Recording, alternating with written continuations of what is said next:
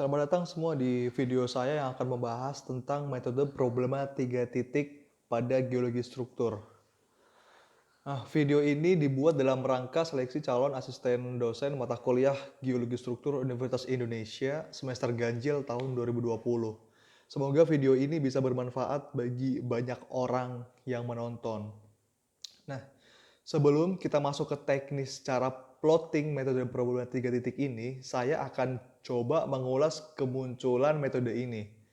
Metode ini itu muncul saat terjadi permasalahan dalam menentukan kedudukan bidang dari suatu singkapan akibat beberapa faktor. Nah, salah satu di antaranya itu adalah karena berada di daerah tropis dengan curah hujan yang tinggi sehingga singkapannya itu tertutup oleh soil yang tebal atau bisa dengan vegetasi yang lebat.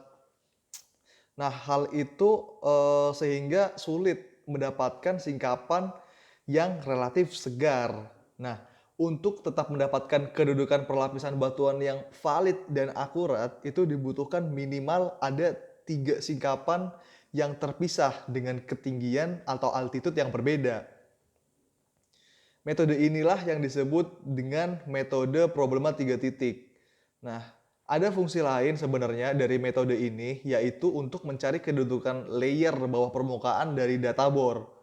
Nah, dengan catatan data bornya ini itu istilahnya harus segar. Nah, segar di sini tuh diartikan sebagai tidak terdistraksi oleh deformasi yang menghasilkan struktur sehingga berpotensi ada kekeliruan dalam pembacaannya. Nah, syarat titik yang bisa kita gunakan itu ada dua. Yang pertama, ketiga titik singkapan ini itu telah diketahui lokasi dan ketinggiannya terletak dalam satu bidang yang sama. Nah, yang kedua, bidang tersebut itu belum mengalami deformasi, baik tersesarkan atau terlipatkan atau bentuk-bentuk yang lain. Nah, sebenarnya terdapat dua cara untuk menentukan kedudukan bidang dengan metode problema 3 titik. Yang cara pertama itu adalah cara proyeksi dan kedua adalah cara grafis. Nah, berikutnya kita akan masuk saja ke praksisnya berikut dengan contohnya. Mari kita ikuti video berikutnya. Oke, kita ambil contoh dari praktikum yang sebelumnya. Diketahui ada lapisan batu pasir yang kaya akan biji tembaga tersingkap pada 3 titik pengamatan. Nah, di lokasi B berjarak 450 meter dari titik A dengan N 200 North 200 East. Nah, titik C-nya 400 dengan arah 150 East dari titik A. Terus tentukan arah jurus dan kemiringan lapisan batu pasir tersebut. Nah, ketinggian titik A itu 175 meter, B50, C100. Skalanya pakai 1:10.000.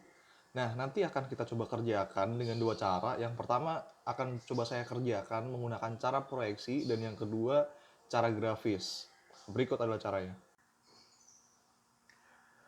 Oke, langkah pertama adalah kita harus menentukan 3 titik tadi yang diketahui. 3 titik yang diketahui.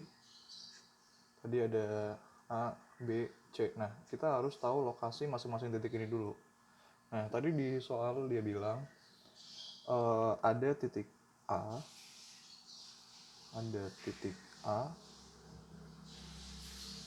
terus dengan arah 200 is berjarak 450 meter ke B. Nah, nanti kita pakai ini 200 is berarti lebih dari 180. Nah, kira-kira nanti ke sini. Nah, ini ke sini 450 meter. Nah, skalanya 1:10.000. Oke, coba saya gambar dulu. Ini adalah posisi dari A ke B seperti ini. Jadi kalau dari sini ini berarti 200. Ini panjang dari sini, panjangnya itu adalah ini. Skala 1:10.000 dari 450 meter harusnya digambar jadi 4,5 cm. Nah, sekarang ke titik C-nya. Titik C-nya itu posisinya berjarak 400 meter dengan arah 150 east dari A. North east A 150. ini 180, berarti sekitar sinian, sekitar sini dengan jarak berarti 4 cm. Nah, ntar 4 cm nanti tinggal ditarik garis dari B ke C. Akan saya gambarkan dulu. Jadinya akan seperti ini. Ini kalau kita tarik dari sini ke sini itu adalah 100, ini 150 derajat. Nah, ini panjang dari sini ke sini karena diminta yang 400 meter pakai skala 1/10.000, jadi 4 cm. Sini 4 cm. Ya. Nah, berikutnya kita akan membuat garis K yang berarah timur barat 0 meter. Nah, itu setelah itu akan memproyeksikan titik A, B, C pada K, lalu dapat A aksen, B aksen, dan C aksen. Ya, ini adalah garis K-nya sesuai dengan arah barat timur atau sesuai dengan horizon kertas ini. Nah, terus berikutnya kita akan proyeksikan titik A aksen, B aksen, dan C aksen sesuai dengan ini, sesuai dengan ketinggiannya masing-masing. Kayak contoh yang B itu nanti kita proyeksikan sepanjang 50 meter. Sepanjang 50 meter. Yang C 100 meter. Terus yang A nanti 175 meter.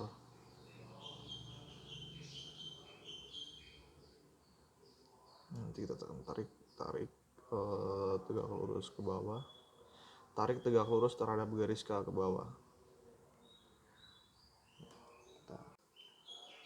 Berikutnya kita akan membuat proyeksi B aksen-aksen, A aksen-aksen, dan C aksen-aksen sesuai dengan ketinggian yang ada. Contoh misalkan B 50 meter, nanti di sini berarti 0,5. Itu B aksen-aksen, nanti di sini tarik dari sini 175 meter. Berarti nanti jadi 1,75, dan di sini jadi 1 cm. Nah, itu akan menjadi C aksen-aksen, A aksen-aksen, dan B aksen-aksen. Nah, setelah kita dapat titik-titiknya, lalu kita sambungkan ketiganya. Berikutnya kita akan membuat garis L. Jadi L dan K itu mereka sejajar untuk menentukan nanti di sini mendapatkan titik D. Nanti akan kita proyeksikan ke atas, nanti akan berguna untuk proyeksi berikutnya. Setelah dapat titik D, nah kita tarik ke atas tegak lurus terhadap sumbu L. Jadi ada titik di sini. Nah, berikutnya kita akan menghubungkan garis D dan C. Nanti garis ini itu akan menjadi jurus perlapisan. Nah, arah dari jurus perlapisan ini itu belum diketahui. Nah, untuk cari tahunya itu dengan cara memperhatikan ketinggian relatifnya. Nah, kemudian kita bikin garis M dengan arah tegak lurus terhadap garis DC. Nah, yang jaraknya dari sini ke sini itu adalah jarak ketinggian tertinggi. Ya, kebetulan ketinggian tertinggi itu berada pada angka 175 meter. Nah, yang kita konversikan jadi 1,75. Jadi jarak dari sini ke sini itu adalah 1,75. Berikutnya kita bikin titik C triple aksen di sini dengan jarak ketinggian A dikurangi dengan ketinggian C, yaitu 175 dikurangi 100 berarti 75 meter. Artinya jarak dari sini ke sini kita konversikan dari 75 menjadi 0,75 cm.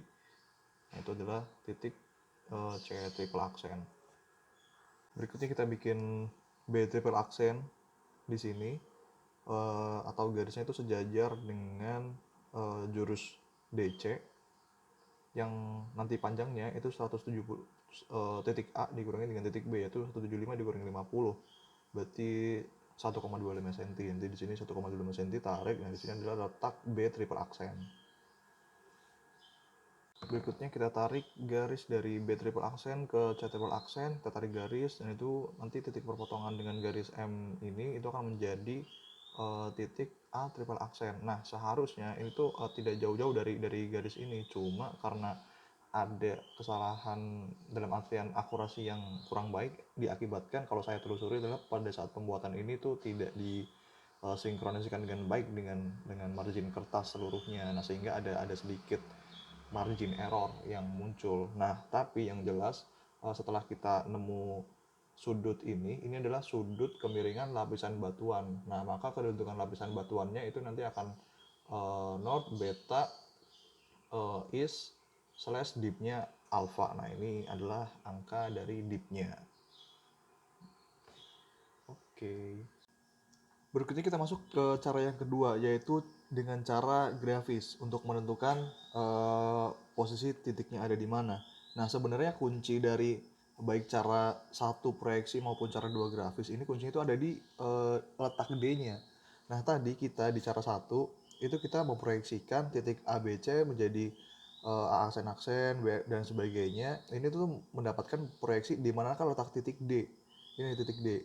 Nah, sekarang kita tidak perlu melakukan proyeksi ini tetapi dengan cara menghitung, yaitu menghitung dengan menggunakan ketinggian A dikurangi ketinggian B dibagi dengan ketinggian C dikurangi ketinggian B, itu sama dengan jarak dari AB per jarak dari BD, di mana nanti kita akan mendapatkan perbandingan jarak antara AB dengan jarak BD. Ini jarak AB dengan jarak BD itu nanti bakal ketahuan, sehingga kita bakal tahu oh titik D ini itu letaknya ada di mana ya. Nanti kita akan membuat garis ini.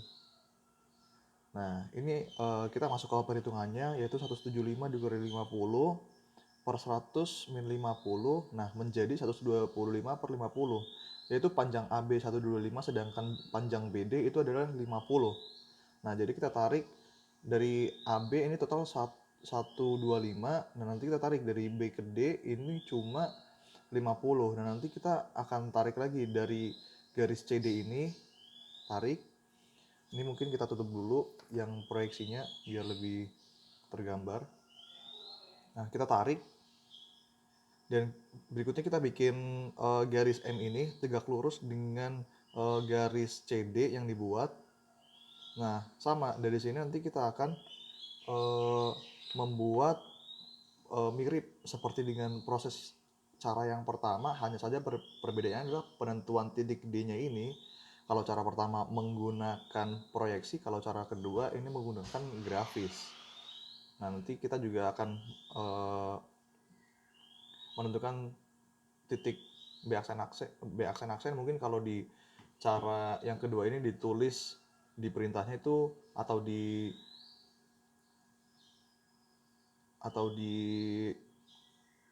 aturannya itu hanya B aksen saja, dan yang ini juga hanya C aksen saja, tetapi yang jelas alurnya itu adalah seperti itu. Nah, nanti di sini akan ketemu kita besaran sudutnya berapa, dan besaran sudut ini itu adalah nanti menjadi dip dari posisi tersebut.